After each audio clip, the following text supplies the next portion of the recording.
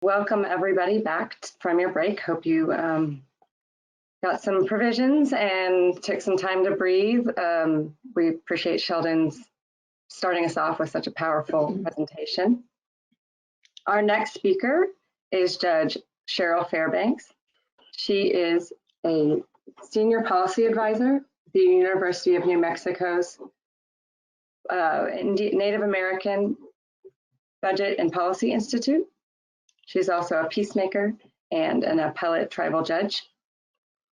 We are honored that Judge Fairbanks is here to speak with us today, and I will let her take it away. And we will try to get her video going, but Judge, we can hear you perfectly. Okay, thank you. I'm Cheryl Fairbanks, and beautiful hello to everyone in Texas, especially our tribes, the Kickapoo, Isleta del Sur, and the Alabama Coushatta tribe.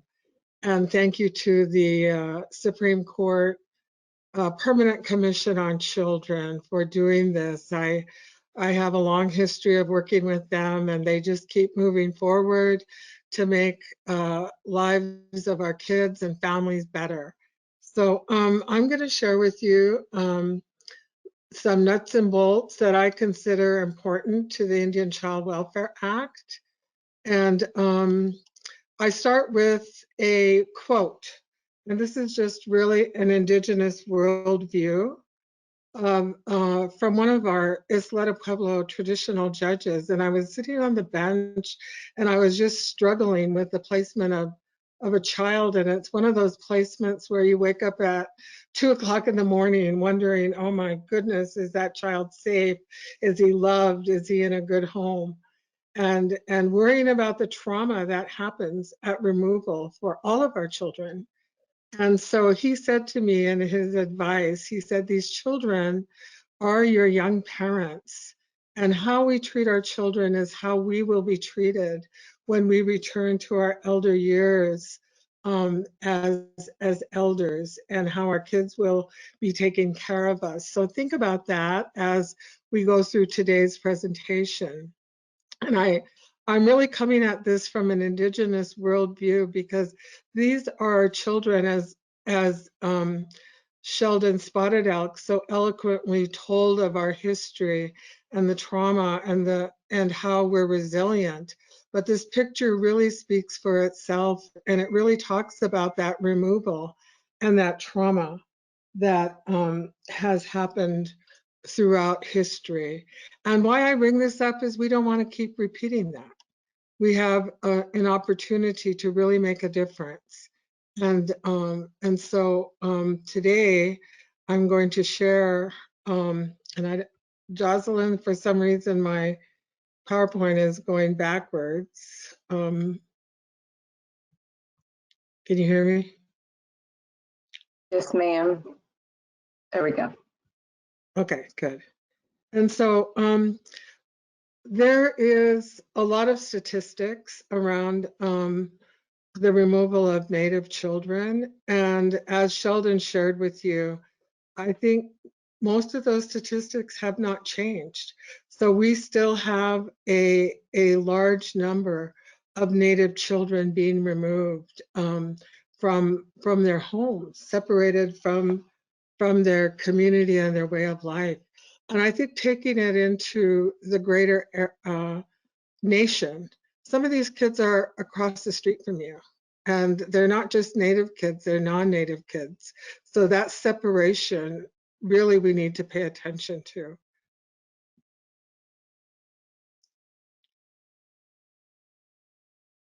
And so I know that I live up in the mountains, and so there's this kind of delay up here. And so I'm hoping that we could resolve that.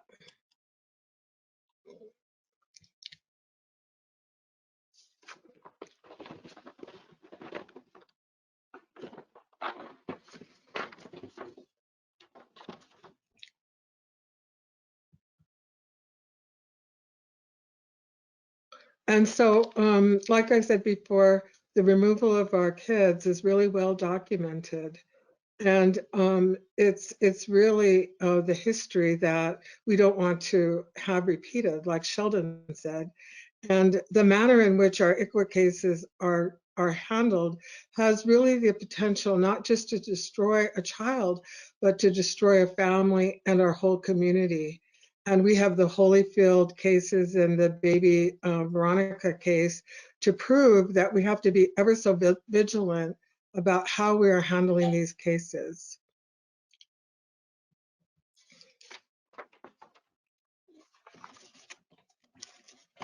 And so what I really liked is what um, Sheldon said about what does ICWA stand for?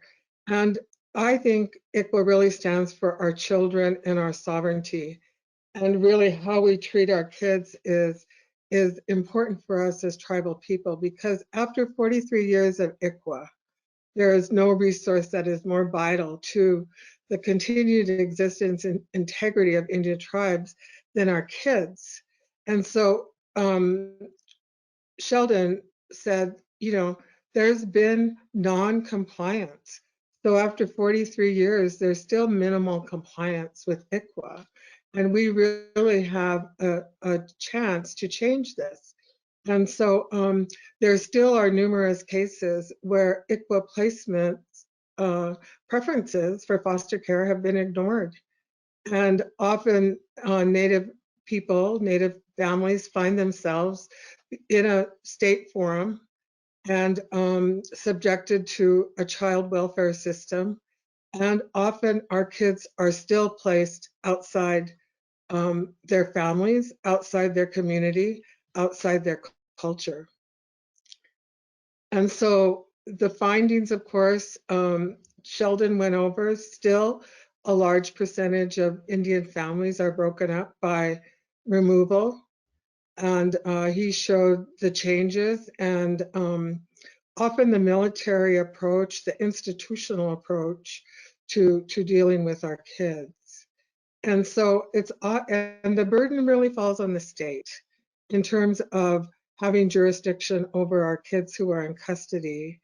And important to this is the tribal relations between the state and the tribes, and really looking at cultural and social standards of tribal communities.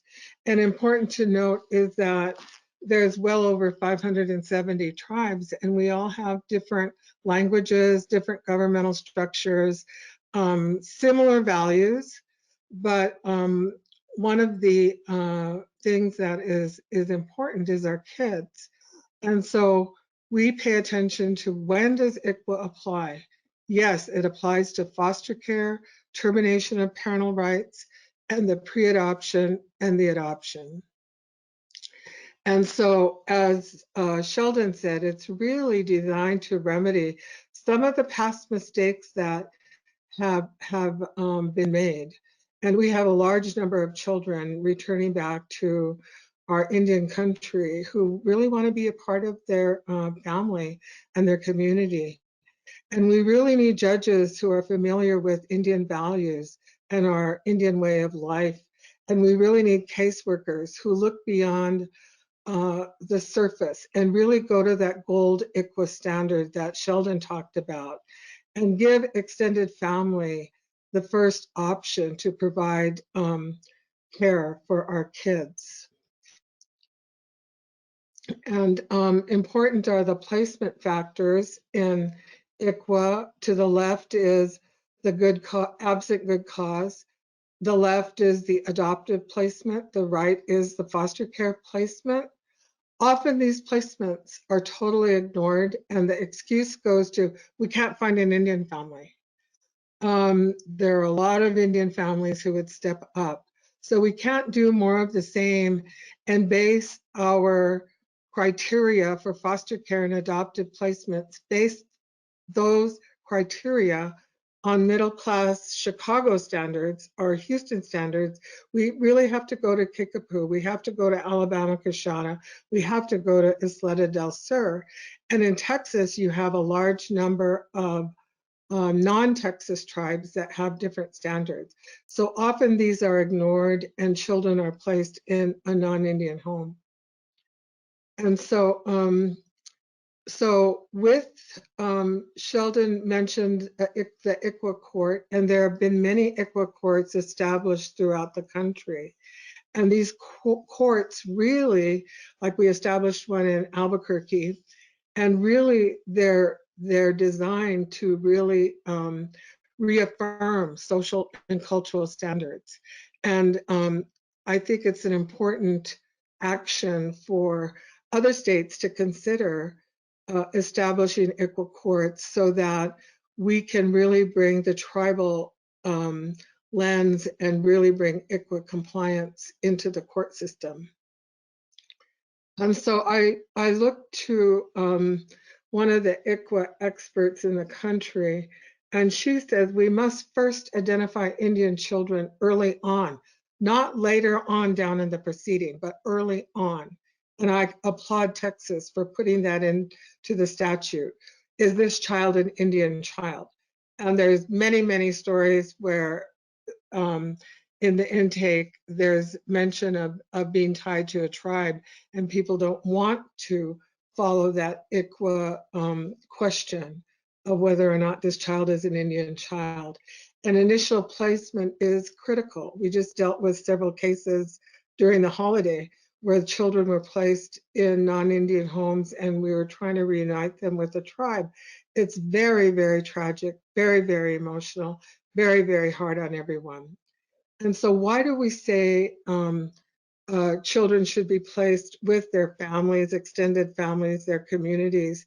Because we're finding that later on down the line, they don't belong with they don't belong in the Indian world or the non-Indian world. And it's well documented that this lack of identity, it really puts them at risk to social problems such as high suicide rate, substance abuse, depression, drop out of school, and that foster care into juvenile justice systems and into prison. When we look at a lot of our Indian people in prison, they've been in that foster care system. And I look to Sandy Whitehawk, who's done a lot of work in this, and she tells her story of being adopted out as a young child and how important it was for her to reconnect to her community. And Sheldon talked about truth and reconciliation.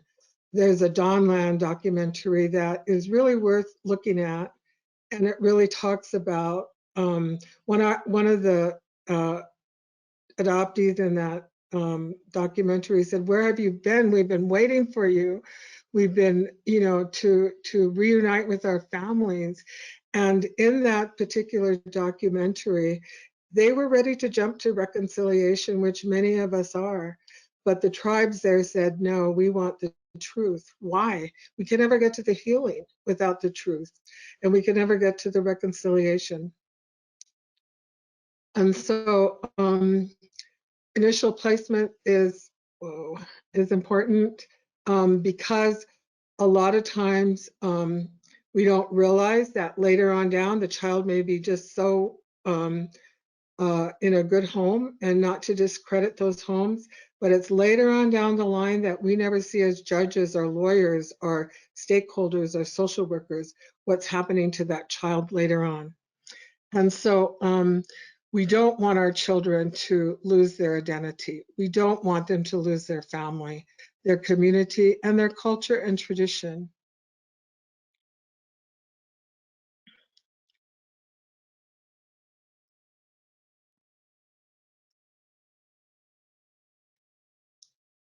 And so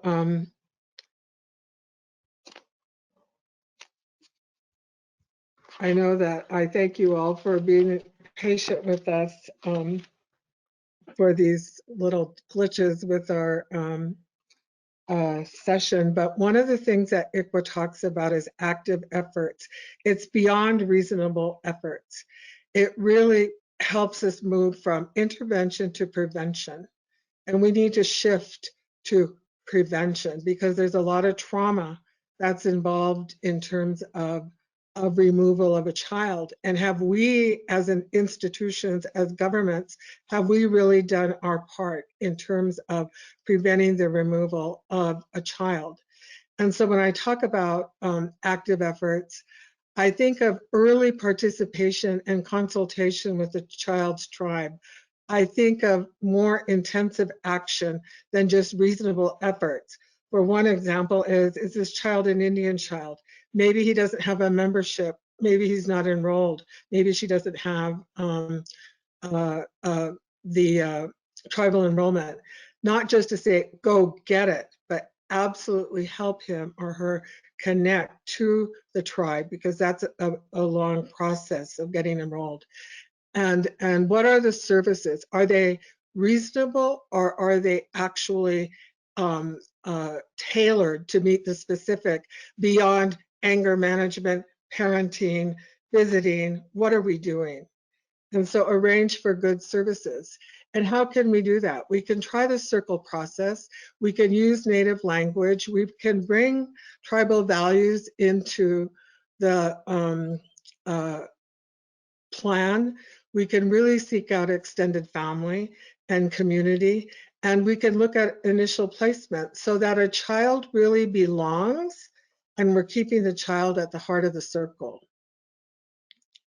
And I say this is moving toward equity, because a lot of times Indian people have been at the table, but often our voice is not heard. And we recognize today that American justice is in crisis. So we must be able to do something different.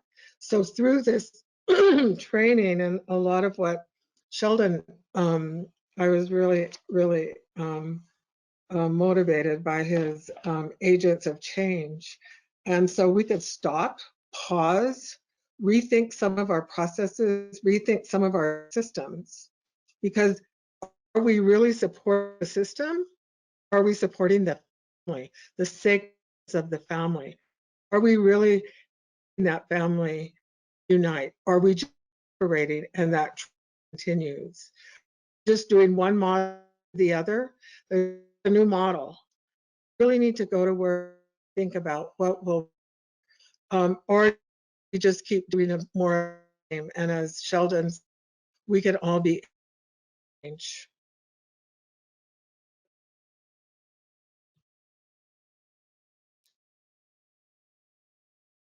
And so when we really pause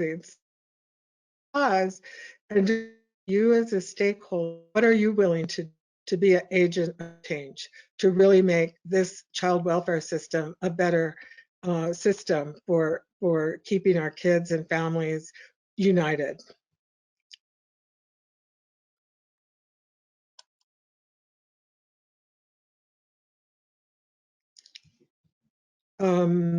Okay, so I use these 5 principles just as a test, and it's really, oh wow, and it's really to really think about, um, okay, so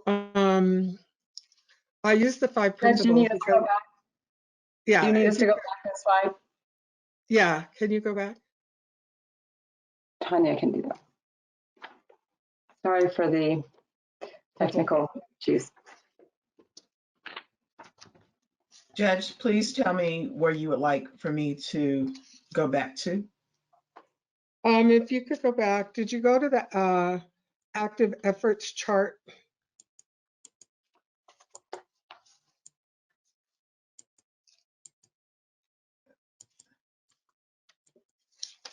And so when Right I here, say, the 5 principles. yeah, Is this the one you want? yes.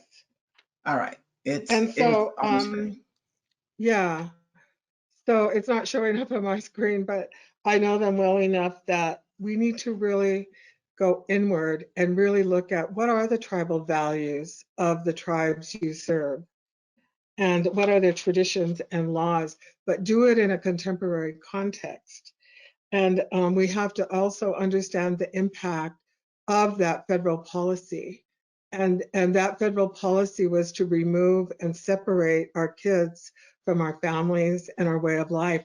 And that impact still continues today. So when Sheldon talked about those policies, yeah, they seem historical, but they really have had generational impact on our tribes. And so part of it is really understanding the oral tradition and our language and our customs, and to really pause and think, how are we working with the kids and the families and the community? And we have a chance to really work toward collaboration and cooperation and consensus. And so it's time to really think out of the box and into a circle. And I really wanted to have you think of options that you could use as stakeholders to make the system better. And I wanted to share some of the peacemaking principles with you. And we've looked at peacemaking as a way to develop a consensus model and as a way to heal some of the wrongs that have been done. And so instead of an adversarial mindset, we're shifting from one to solution oriented, to one of healing. And as Sheldon has said, there's still a number of kids in foster care, and that number continues to rise. And so I don't know what's going on with you, but I'm still on the 5 principles on mine.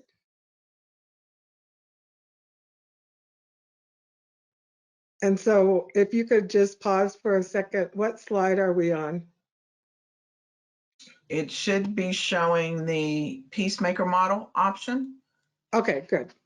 All right. And so with that option, there are courts throughout the country that are really looking at a consensus model because of what was said earlier, how important, I think Justice Guzman said, the importance of relationships and how that continuing relationship is important, and to use custom and tradition and moving to wellness.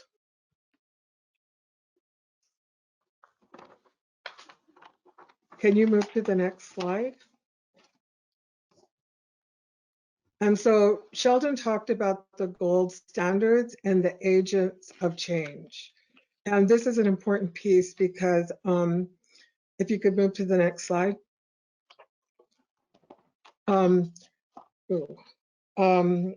So I have learned from practitioners that just increasing the visitation between the parent and child is a greater, we have a greater chance of reunifying children with their parents.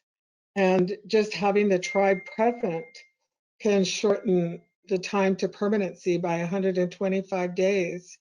And having the parent's attorney at the hearing and the tribe being present really helps move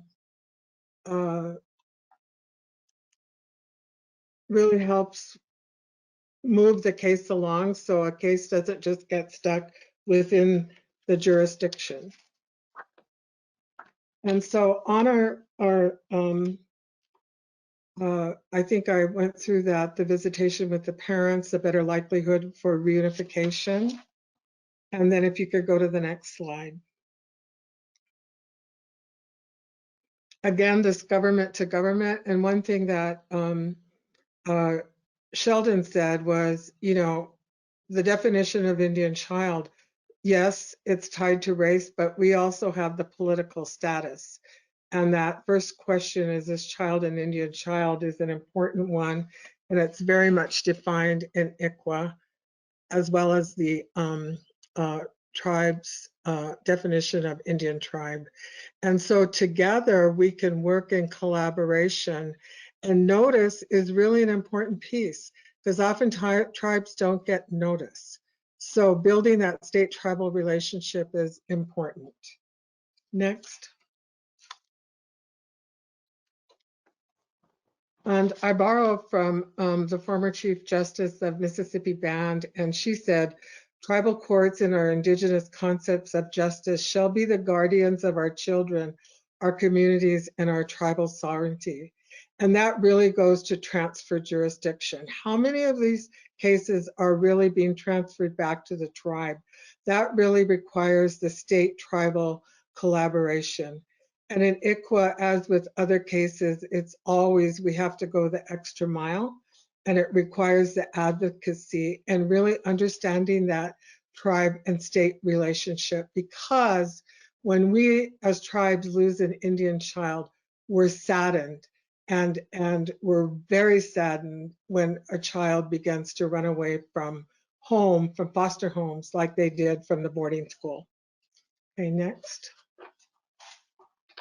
And so the agreement between the tribes and states is really important.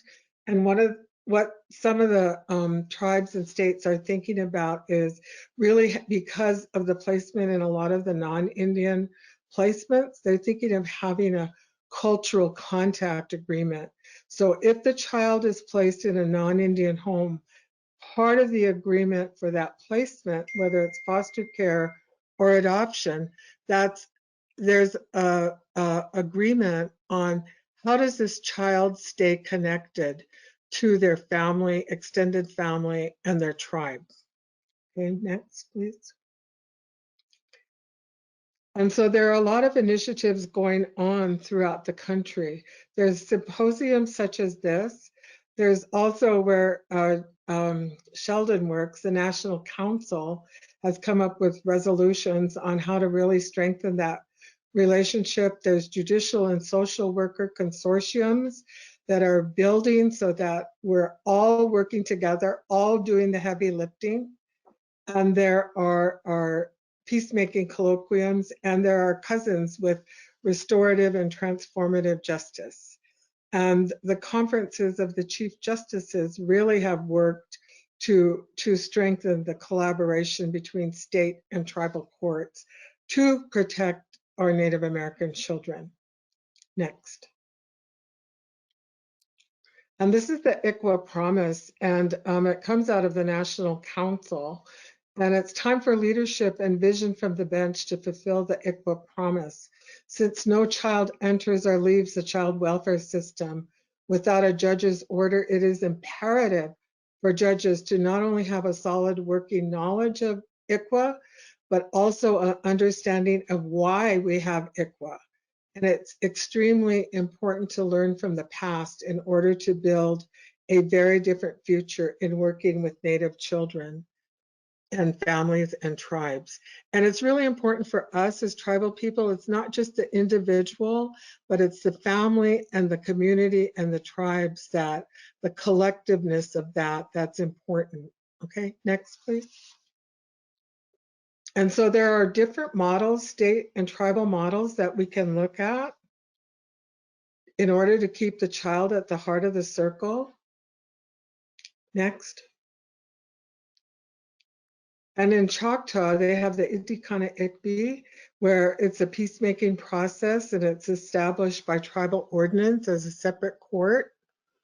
Next. And this is just to show you a little difference in the indigenous lens. At Choctaw, they say Chata Okla. In Native American, that means community, the importance of community. In the American concept of jurisprudence, it's really individualism. I, me. In Choctaw, it's Itibaka Chafa, where they go toward cooperation, collaboration. In American justice, it's competition. I win, you lose. And so often it's the child that is losing. So we want to look to Isi Halalia, which goes to relatedness. We're all related. In America, it's I, me, separation of powers. We want to shift that to that relatedness that the justice talked about in her opening statements. Next. And these are examples of values. When I talk about tribal values, there's patience, there's humor, there's listening, speaking with care, living in peace and harmony. Those are just an example of some tribal values, and that's from my tribe in Alaska. Next. And these are the teachings of the 7 grandfathers, the wisdom, the respect, the honesty, the humility that is necessary when we're dealing with child welfare cases. Next. And the basket. This is the basket that has the beautiful weave of the Alabama Coshada tribe. In that basket that was used for peacemaking, there's a lot of tears, laughter, healing, wellness, reunification, and that basket really stands for the sovereignty of the tribe, and we use it when we're doing peacemaking. Next. And in the peace circle, you see on the left is process, you see on the right are the rules. And it's a different way of thinking. It's a different way of approaching child welfare, so that we're really looking at healing and wellness and keeping the sacredness of the family intact. Next. These are peacemakers from across the country at Alabama Coshada. This was an example of when we get people together, we can share ideas for the best to keep the child at the heart of the circle. Next. And in Michigan, and I think this is an important piece I wanted to share with you, and that is they've established a peacemaking court within their state system. And they use tribal principles in a state system. And interesting, 94% of the cases resulted in an agreement. And 82% agreed or strongly agreed that as a result of the peacemaking circle, it was more fair. And 91% agreed that after hearing everyone talk, they had a better understanding of all the perspectives. And 94% agreed that they would recommend peacemaking to others. And that's in a state court system, a court that is looking at change and individuals who are agents of change. Next. And so we can look to our Indigenous courts to bring solutions and resolutions and partnerships and create new relationships built on mutual respect. And that will result in better compliance with ICWA. Next. And I share this because these are peacemakers at the university, and they were agents of change. They were willing to go the extra mile to try something different in child welfare. Next.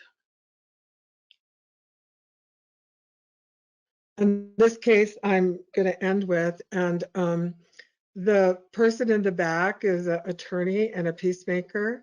The woman in the middle was adopted by missionaries at birth. And through peacemaking, we were able to bring language, we were able to bring culture and tradition. She had no contact with her tribe. We were able to get her reunited with her paternal aunties that she had never known. We were able to, there's my time. We were able to use the language and culture and tradition through peacemaking. And it's just an example of a success story that has, even though she's an older adoptee, she was able to get an adult in her own tribe, was able to deal with her health issues instead of, she has a lot of and she has her connection.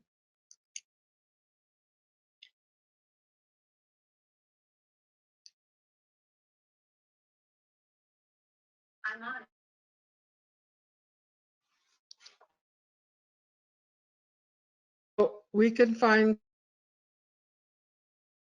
go to the last. Do we still I have just you?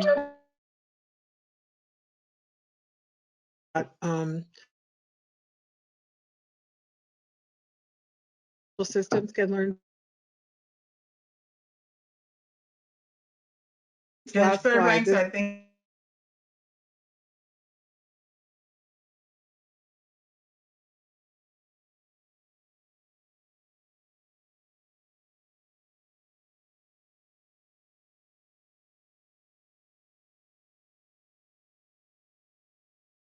It really works together.